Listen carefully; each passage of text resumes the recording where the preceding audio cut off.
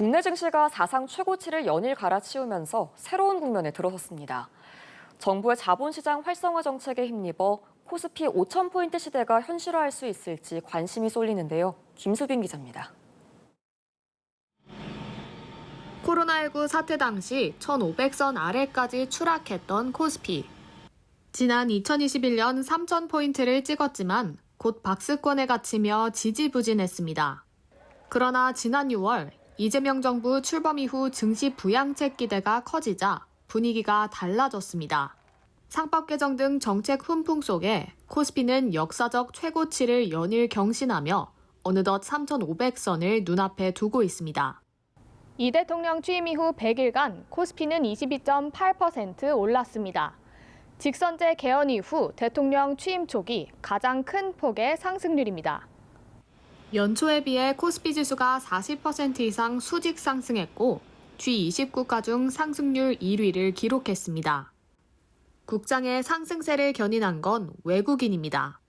이 대통령 취임 100일 동안 10조 원 넘게 순매수했고 개인들도 미국 증시에서 국내로 자금을 옮기고 있습니다.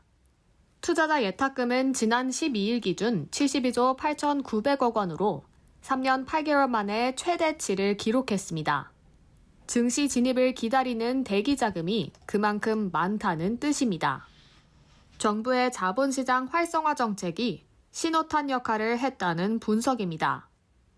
특히 배당소득 분리과세와 3차 상법 개정안 추진 등 주주 친화적인 정책이 투자 심리를 자극했습니다. 최근 대주주 양도세 기준을 50억 원으로 되돌린 점 역시 증시 활황의 배경으로 거론됩니다.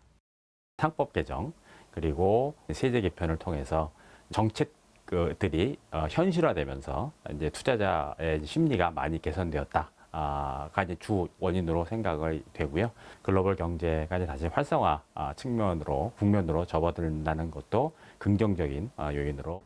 증권가에선 코스피 5,000 시대가 불가능한 시나리오는 아니라고 전망합니다. 외국인들의 순매수세가 이어지고 있고 국내 정책적 뒷받침에 반도체 업황 호조까지 더해지고 있기 때문입니다.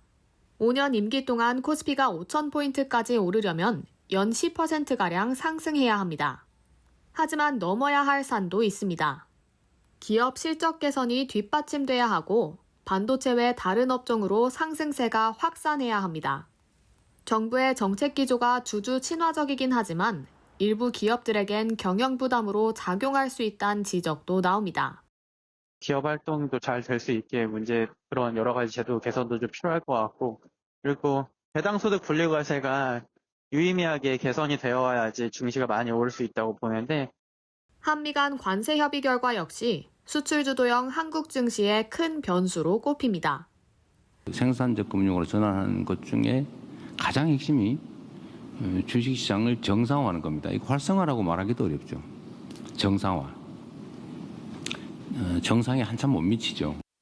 만년 저평가에서 벗어나 진짜 5,000포인트 시대를 맞이할 날이 올지 관심이 쏠립니다.